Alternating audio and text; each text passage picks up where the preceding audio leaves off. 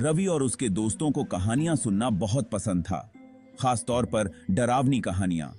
वे गोवा में थे, जहां पुरानी हवेलियां और अजीब औगरीब कहानियों की भरमार थीं। गोवा की गलियों में घूमते हुए वे अक्सर उन कहानियों के बारे में चर्चा करते थे जो उन्होंने सुनी थीं। एक दिन उन्होंने एक पुर्तगाली हवेली के बारे में सुना। यह हवेली अपने भूतिया किस्सों के लिए मशहूर थी। हवेली के बारे में कहा जाता था कि वहां एक बुरहिया की मौत हो गई थी और उसकी आत्मा अभी भी वहां भटकती है। लोगों का कहना था कि वह हवेली भूतिया है। हवेली के आसपास के लोग अक्सर अजीब आवाजें सुनते थे और रात में वहां से गुजरने से कतराते थे। एक बुरहिया की वहां मौत हो गई थी और उसकी आत्मा अभी भी वहां भटकती है। हवेली के अंदर जाने वाले लोग कहते थे कि उन्होंने वहां अजीब औगरीब घटनाएं देखी हैं। कभी कभी उन्हें बुरहिया की परछाई दिखाई देती थी और कभी कभी हवेली के अंदर से किसी के रोने की आवाजें आती थीं। रवि और उसके दोस्त खुद ये सब देखना चाहते थे। वे इस रहस्य को सुलझाने के लिए उत्सुक थे। तुम्हें यकीन है ना? प्रिया ने पूछा, जो रवि की दोस्त थी। प्रिया ने पूछा, जो रवि की दोस्त थी। वह हमेशा से ही थोड़ी डरपोक थी, लेकिन इस बार उसकी आवाज में एक अलग ही डर था। वो हमेशा से ही थोड़ी डरपोक थी, लेकिन रवि की भी रियरहच में एक सिहरन दौड़ गई। हवेली सामने दिख रही थी, अंधेरी और खामोश। हवेली सामने दिख रही थी, अंधेरी और खामोश। घबराओ मत यार, ये बस एक कहानी है। ये बस एक कहानी है। लेकिन क्या ये सच में बस एक कहानी थी? रवि और उसके दोस्तों ने तय किया कि वे हवेली के अंदर जाएंगे और खुद देखेंगे कि वहां क्या है। वे अपने साथ टॉर्च और कैमरे लेकर गए ताकि वे सब कुछ रिकॉर्ड कर सकें। हवेली के अंदर का माहौल बहुत ही डरावना था। हर कोने में अंधेरा और सन्नाटा था।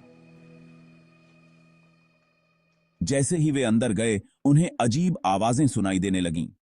कभी कभी उन्हें ऐसा लगता था कि कोई उनके पीछे चल रहा है। प्रिया की हालत और भी खराब हो गई थी।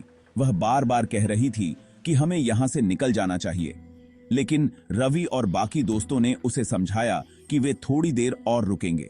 हवेली के अंदर एक पुराना धूल भरा कमरा था। वहां एक पुरानी किताब मिली जिसमें हवेली के इतिहास के बारे में लिखा था। किताब में लिखा था कि बुरहिया की आत्मा को शांति नहीं मिली थी, इसलिए वह अभी भी हवेली में भटक रही थी। यह जानकर रवि और उसके दोस्तों को समझ में आया कि यह सिर्फ एक कहानी नहीं थी। वे तुरंत हवेली से बाहर निकल गए और तय किया कि वे फिर कभी वहां नहीं जाएंगे। हवेली के बाहर आकर उन्होंने एक दूसरे से वादा किया कि वे फिर कभी ऐसी जगहों पर नहीं जाएंगे। उस रात उन्होंने अपने अनुभव के बारे में चर्चा की और महसूस किया कि कुछ कहानियां सच में डरावनी होती हैं। अंत में वे हंसते हुए बोले, शायद हमें डरावनी कहानियां सुनना बंद कर देना चाहिए। हमें डरावनी को दूमी की।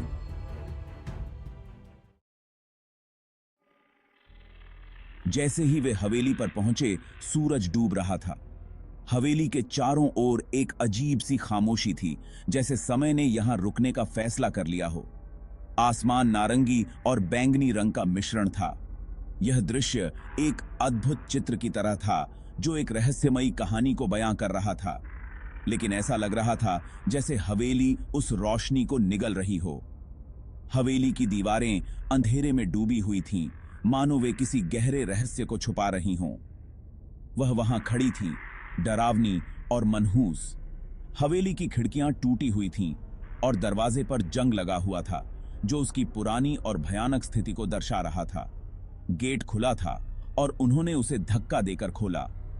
गेट के खुलते ही एक जोरदार चरमराहट की आवाज आई, जो उनकी रीढ़ की हड्डी में सिहरन पैदा कर गई। अंदर की हवा ठंडी और शांत थी।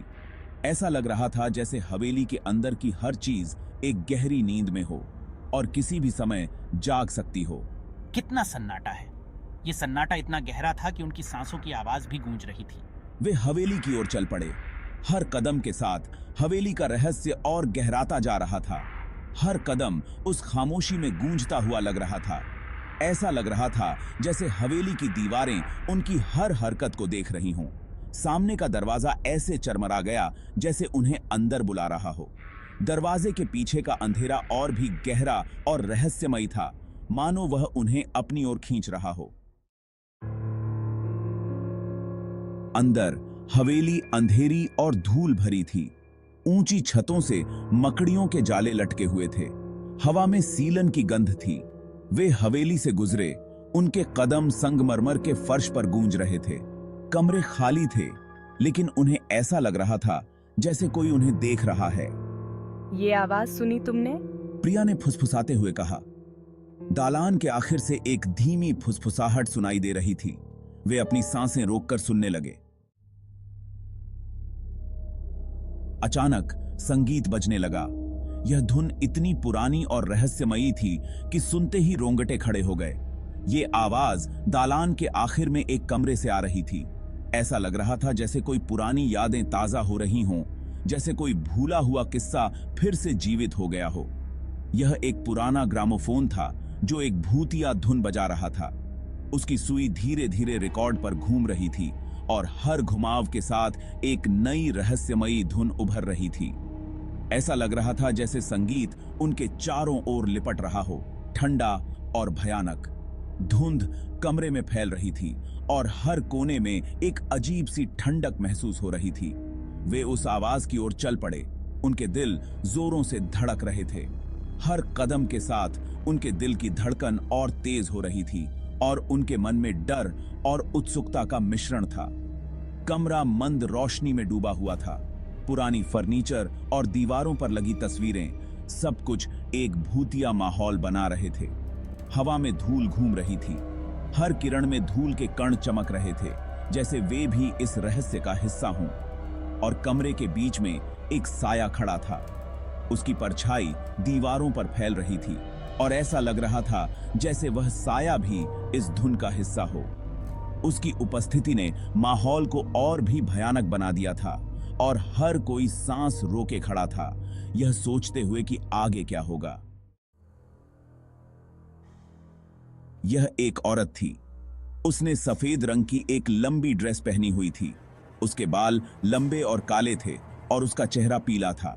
वो उनकी तरफ मुड़ी और वे उसकी आंखें देख सके। वे आंखें काली और खाली थीं।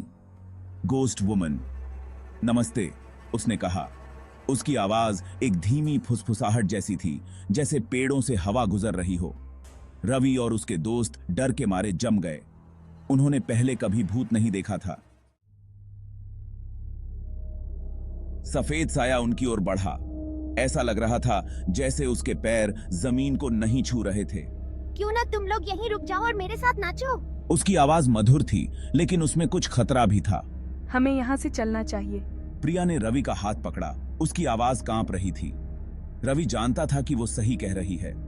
उन्हें वहां से निकलना होगा। रवि को उस ताबीज की याद आई जो उसकी दादी ने उसे दी थी। ऐसा माना जाता था कि ये ताबीज उसे बुरी शक्तियों से बचाता है। उसने जल्दी से उसे अपनी जेब से निकाला और ऊपर उठा लिया। दूर हो जाओ, हमें अकेला छोड़ दो। सफेद साया फुफकार उठा। रवि के हाथ में ताबीज गर्म होने लगा। संगीत बंद हो गया। सफेद साया गायब हो गया। रवि और उसके दोस्तों ने एक पल भी बर्बाद नहीं किया। वे उस कमरे से, हवेली से बाहर भागे और रात में गायब हो गए। वे तब तक दौड़ते रहे जब तक वे सड़क पर नहीं पहुंच गए। वे हाँफ रहे थे, लेकिन वे सुरक्षित थे। रवि और उसके दोस्त उस भूतिया हवेली में बिताई रात को कभी नहीं भूले। उन्होंने एक असली भूत देखा था और वे उस कहानी को बताने के लिए जीवित बच गए थे। इस अनुभव ने उन्हें बदल दिया। वे जानते थे कि कुछ चीजों को समझाया नहीं जा सकता, और वे यह भी जानते थे कि कुछ कहानियों को अनकहा ही रहने देना बेहतर है।